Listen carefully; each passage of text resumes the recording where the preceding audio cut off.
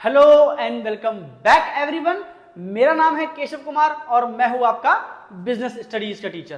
तो part third में हमने पढ़े थे हेनरी फ्योल के 14 प्रिंसिपल्स ऑफ मैनेजमेंट और इस पार्ट 4 में अब हम पढ़ने जा रहे हैं प्रोफेसर F.W. टेलर के दिए हुए साइंटिफिक प्रिंसिपल्स को। तो चैप्टर को स्टार्ट करते हैं। चलिए, तो बेसिकली मैंने कुछ कीवर्ड्स लिख रखे हैं आपके लिए। क्यों? क्योंकि वीडियो बहुत बड़ा हो जाता है, इसीलिए शॉर्टेज ऑफ टाइम के लिए मैंने पहले से ही कीवर्ड्स और नोट्स आपके लिए लिख लिए हैं। चलिए शुरू करते हैं चैप्टर को।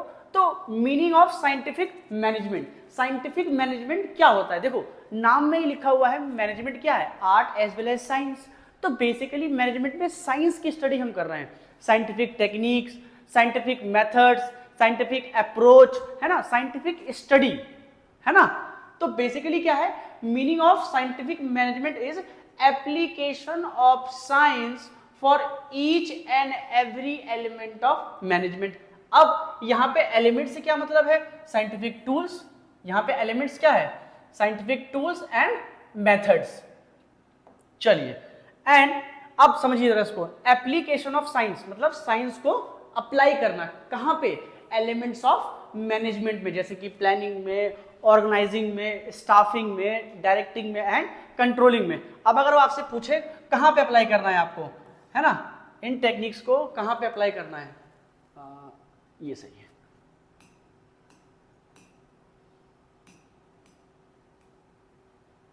चलिए अब समझो थोड़ा सा यहां पे, जैसे कि हम मान लेते हैं प्लानिंग, ऑर्गेनाइजिंग, स्टाफिंग, है ना,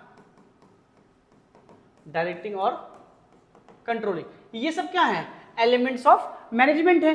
इनमें ही किसका एप्लीकेशन करना, साइंस का एप्लीकेशन करना। इन सब में कहीं ना कहीं हम अपने जो डिसीजंस लेंगे वो हम इस बेस पे नहीं लें कि हाँ हमें बहुत एक्सपीरियंस है, या एक मैनेजर होता है ना, अरे मुझे सब पता है, डोंट वरी, तुम अपना सजेशन मत दो, मुझे सब आता है, ठीक है ना। तो हम इस बेस पे डिसीजन नहीं लेंगे कि हाँ बस खाली हमें एक्सपीरियंस है या हमारे अंदर स्किल है। नहीं, हमें एक्सपीरियंस लेना, एक्सपीरियंस मस्ट रिक्वायर्ड, बट यहाँ पे रिक्वायरमेंट किसकी है, साथ में साइंटिफिक स्टडी की, स्टडी ऑफ वर्क, है ना, स्टडी ऑफ वर्क, उस काम के नेचर को पढ़ के समझ के फिर डिसीजन को लेना है।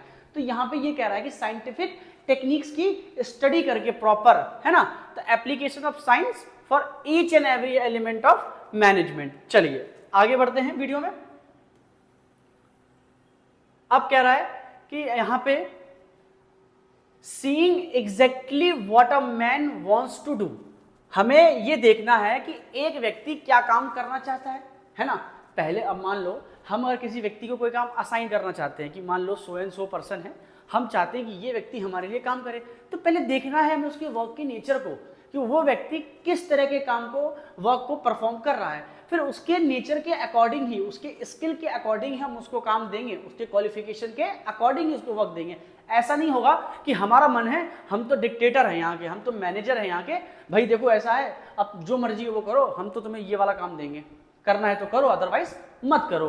तो यही देखना है हमें, सीइंग एग्जैक्टली, हमें अच्छे से देखना है what a man wants to do, या what a man performing a work and he do it, वो इस काम को करे in a best and cheapest way, या फिर in a best and appropriate manner. हमें ये देखना है कि कोई व्यक्ति कोई काम परफॉर्म कर रहा है तो वो ये हमें उसको देखना है, पहले तो ऑब्जर्वेशन करना है कि क्या कंट्रोलिंग, कौन सी एक्टिविटी हो रही है मैनेजमेंट की, कंट्रोलिंग, फॉलो अप कर रहे हैं हम कि हमने जो डायरेक्शन, जो ऑर्डर्स दिए हैं वो अच्छे से वो फॉलो कर रहा है कि नहीं कर रहा है। और ये भी देखना है कि वो उस काम को बेस्ट मेथड से करे, बेस्ट मेथड से। देखो, जो आपके प्रोफेसर F.W. टेलर थे, उनका यही इंसिस्ट था, उन्होंने कहा था कि हर काम को करने का एक बेस्ट तरीका होता है, किसी भी काम को करने का एक बेस्ट मीडियम होता है। तो ये वही कह रहे हैं कि best and cheapest way. Cheapest way का मतलब क्या है कि यहां पे क्या हो, मिनिमम वेस्टेज हो, क्या हो,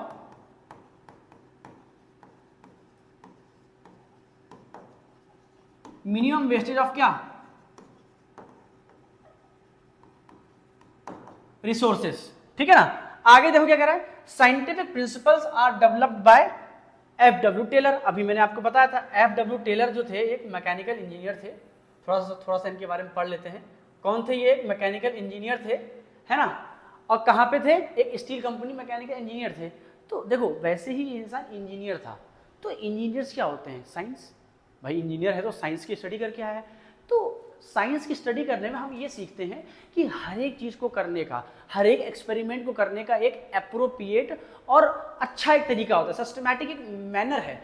तो उन्होंने उसी पे फोकस किया। उन्होंने कहा कि भाई देखो ऐसा है कि आप जो भी वर्क परफॉर्म करते हो उसका एक एप्रोप्रिएट मैनर होना चाहिए, उसका एक बेस्ट मेथड आप पता करो।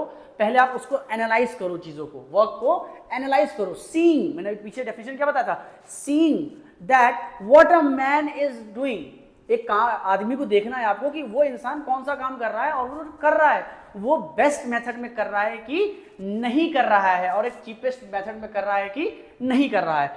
तो F.W. टेलर एक मैकेनिकल इंजीनियर थे एक स्टील कंपनी में। अब देखो इनका मेजर कंट्रीब्यूशन क्या था, इनका मेजर कंट्रीब्यूशन क्या था, पहले ये देखो, इन्होंने पीस वेज रेट सिस्टम दिया।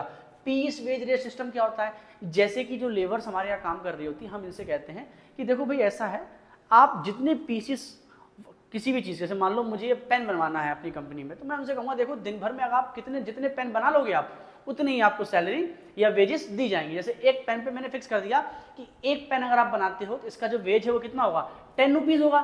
तो ऐसे ही अगर आप दिन भर में जितने पेन बनाओगे उसको मल्टीप्लाई बाय 10 कर देंगे, हमारा total wages in a day निकल के आ जाएगा। तो ये जो मेथड था वो किसने किया था, डेवलप बाय F.W. टेलर। दूसरा इन्होंने क्या कंट्रीब्यूशन दिया, साइंटिफिक मैनेजमेंट। मैनेजमेंट तो पता ही हमें क्या होता है, मैनेजमेंट इज अ आर्ट, एक आर्ट है, एक प्रोसेस है, गेटिंग थिंग्स, दूसरों से काम करवाने की जो कला होती है हमारे अंदर, है ना, अपने गोल को सबका गोल बनाना है ना, है ना, एक इंडिविजुअल इंटरेस्ट नहीं, जनरल इंटरेस्ट क्रिएट करना है। तो साइंटिफिक मैनेजमेंट ये होता है। अब इन्होंने कुछ साइंटिफिक प्रिंसिपल्स दिए थे, साइंटिफिक मैनेजमेंट प्रिंसिपल्स दिए थे। पहला प्रिंसिपल क्या कह रहा है ये देखिए, science not a rule of thumb. जो हमारा विज्ञान है, साइंस को क्या बोलते हैं हम, विज्ञान बोलते हैं। वो एक अंगूठा छाप रूल नहीं है कि बस, अब यहाँ पे रूल ऑफ थंब का मतलब है, यहाँ पे रूल ऑफ थंब का मतलब होता है डिक्टेटरशिप। जैसे मान लो हिटलर थे, एडॉल्फ हिटलर थे, उसने बोल दिया कि मुझे तो वर्ल्ड वॉर चाहिए, जाओ पोलैंड के ऊपर हमला कर दो। अब वो क्या था, डिक्टेटर था, एक मैनेजर था, स्किल्ड भी था, एक्सपीरियंस भी है, लेकिन उतना एफिशिएंट डिसीजन नहीं ले पाया। वो ये नहीं देख पाया कि मेरे पास जो अवेलेबल रिसोर्सेस हैं वो सफिशिएंट हैं उस काम को करने के लिए कि नहीं है। मैंने सिंपैथाइज होके मैंने फटाक से एक डिसीजन ले लिया और कह दिया जाओ मरो, है ना। तो ये वही कह रहा है, science not a rule of thumb. अब इसमें कहना क्या था, ये देखिए कि science not a rule of thumb में ये कहता है कि job performance is based on scientific inquiry. Scientific inquiry का मतलब होता है मेथड, इंक्वायरी का मतलब मेथड, कि आप जो भी काम करते हो वो किस पे बेस्ड हो, साइंटिफिक मेथड के ऊपर बेस्ड हो, एक प्रॉपर एक साइंटिफिक मेथड हो। कोई भी मशीन को चलाने से पहले, कोई भी फोन आप खरीदते हो, साथ में क्या मिलता है आपको, यूजर मैनुअल।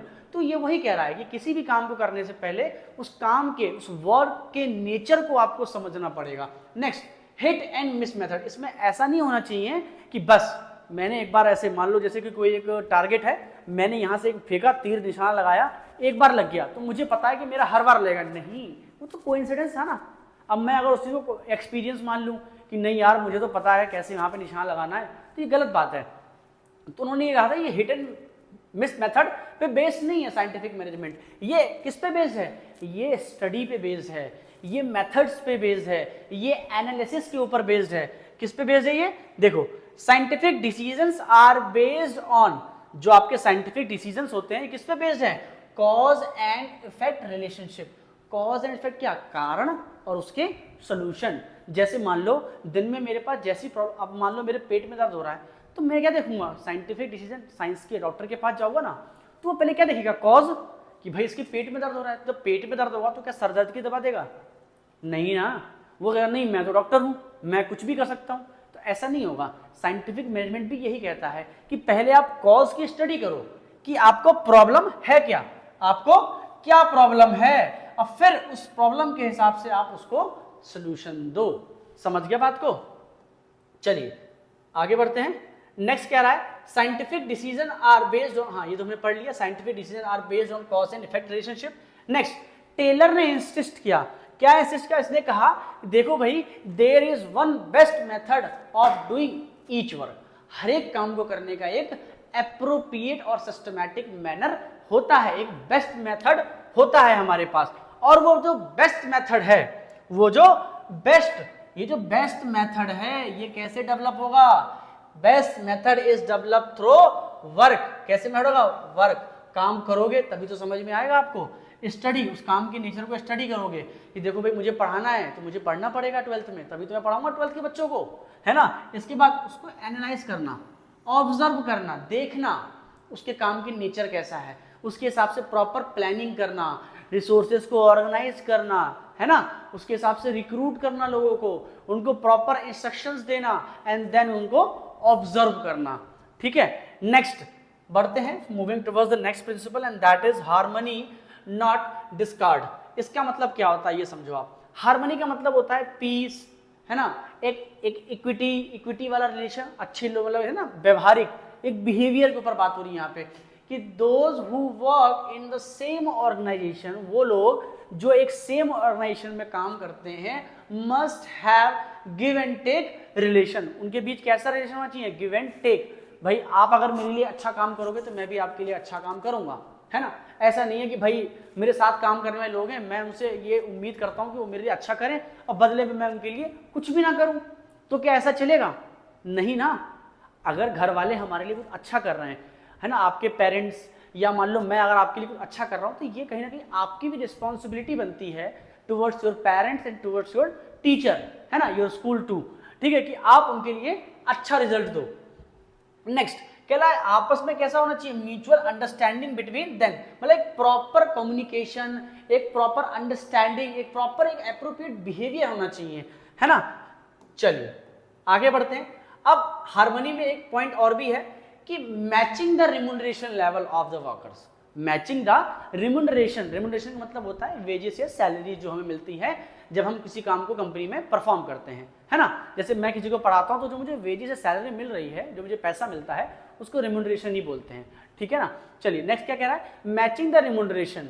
कैसे? प्रिंसिपल ऑफ रिम्यूनरेशन क्या? मान लो कि दो लेबर काम कर रहे हैं, एक को हमने 12,000 रुपये तनख्वाह दे रहे हैं, एक को हम 10,000 दे रहे हैं, तो कहीं ना कहीं उनके बीच क्या आ जाएगा? एक गैप हो जाएगा क्रिएट। वो 12,000 वाले तो ठीक से काम करेगा, उसको अच्छा पैसा मिल रहा है, लेकिन जो 10,000 वाला हो उसकी दिमाग में एक बात होगी कि मुझे तो अच्छा पैसा नहीं मिल रहा है, तो मैं अपना 100% एफिशिएंसी क्यों दूं? मैं अपना 100% एफिशिएंसी क्यों दूं? मुझे तो इतनी सैलरी नहीं मिलती है। तो कहीं ना कहीं एक वर्क में डिसबैलेंस क्रिएट हो जाएगा, है ना। तो कहीं ना कहीं उस चीज को बैलेंस करने के लिए, और आपस में भी वो रहेगा, अरे हाँ यार जाओ यार, तुम्हें तो ज्यादा पैसे मिलते हैं, तुम करो काम, हमें नहीं करना, ये वाला हो जाता है ना टॉपिक। अब जैसे मान लो क्लास में टीचर ने किसी को कोई काम दे दिया, बेटा आप ना ये पोस्टर बना के ले आना, तो दूसरे बच्चे होते हैं वो क्या कहते हैं? अरे तुम बनाओ यार, सर तुमसे ज्यादा कहते हैं, तुम बनाओ, हमने नहीं पढ़ना इस चक्कर में, है ना। तो ये चीज कह रहा है यहाँ पे कि matching the principle of remuneration. आपस में अगर अंडरस्टैंडिंग अच्छी बनानी है तो आपको क्या करना पड़ेगा? रिम्यूनरेशन सेम करना पड़ेगा। अगर कोई व्यक्ति एक ही लेवल पे काम कर रहा है तो ऐसा नहीं कि मैनेजर की सैलरी और वर्कर की सैलरी सेम हो, नहीं। जो लोग एक ही जगह पे काम कर रहे हैं, एक ही प्लेटफॉर्म पे, एक ही डिपार्टमेंट में, सेम पोजीशन, सेम डेजिग्नेशन पे काम कर रहे हैं, उनके लिए। नेक्स्ट प्रिंसिपल क्या कह रहा है? Cooperation not individualism. इसका मतलब होता है कोऑपरेशन, जैसे मैंने बोला ना, सबऑर्डिनेशन ऑफ इंडिविजुअल इंटरेस्ट, हमने पढ़ा था ना हेनरी फ्यूल का principle, subordination of individual interest into general interest. जो बात उसमें कही थी मैंने, वही बात सेम यहां पर भी है। आपको अलग से कुछ भी नहीं पढ़ना, मैं आपको वो मेथड बता रहा हूं जिससे आपकी पढ़ाई जो है ना वो बहुत लिमिटेड हो जाएगी, है ना। स्मार्ट स्टडी हम लोग करेंगे, है ना। तो जो आपने हेनरी फ्यूल का प्रिंसिपल पढ़ा था, 6 principle, 6 subordination of individual interest into general interest, वही बात यहां कह रहा है, कोऑपरेशन नॉट इंडिविजुअलिज्म। इसका मतलब होता है हम कोई भी काम करेंगे तो मिलजुल के करेंगे, ये नहीं कि मेरा अकेले का काम है ना। कंपनी अगर कुछ करती है तो सबके लिए कर रही है ना, किसी अकेले के लिए नहीं करेगी। या हम भी करेंगे तो सब मिलके करेंगे किसी काम को।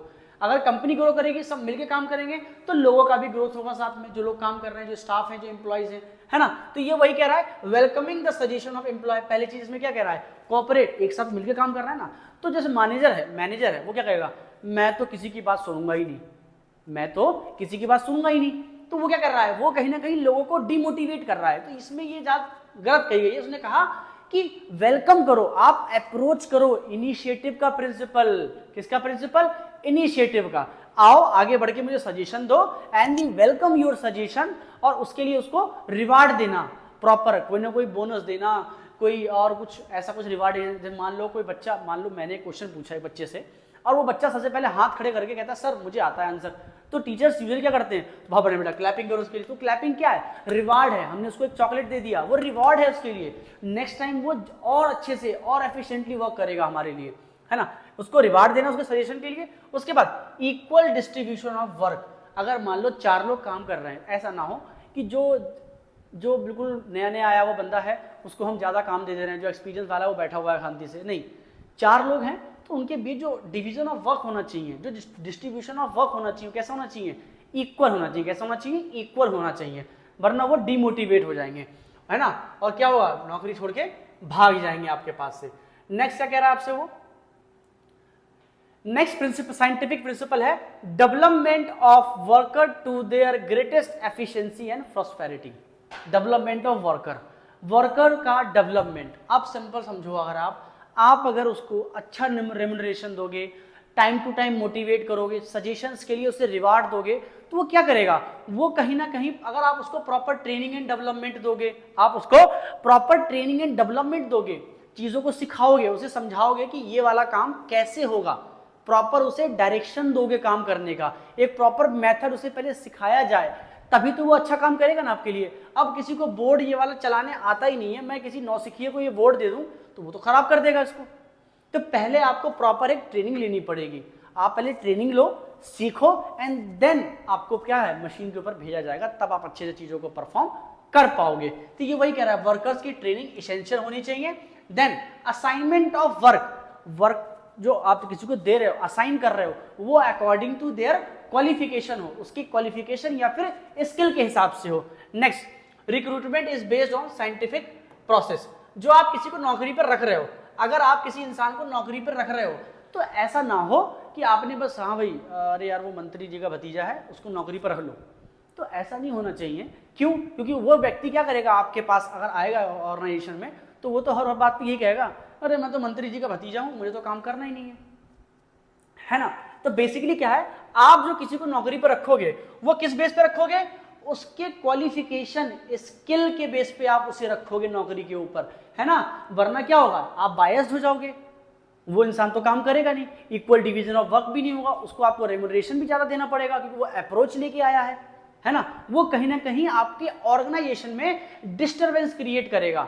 सो अगर आपको अपने ऑर्गेनाइजेशन को प्रॉपर स्मूथ रनिंग अगर आपको चाहिए, एक सिस्टमैटिक वर्क का फ्लो चाहिए, अगर आपको एक प्रॉपर आपको ग्रोथ का लेवल चाहिए अगर आपको, तो आपको ये scientific principle which are being developed by professor F.W. Taylor के दिए हुए ये 4 साइंटिफिक प्रिंसिपल्स को आपको इम्प्लांट करने होंगे। होप आपको ये वीडियो और concept developed by F.W. Taylor अच्छे से समझ में आया होगा। और if you have any doubt let me know in comment section.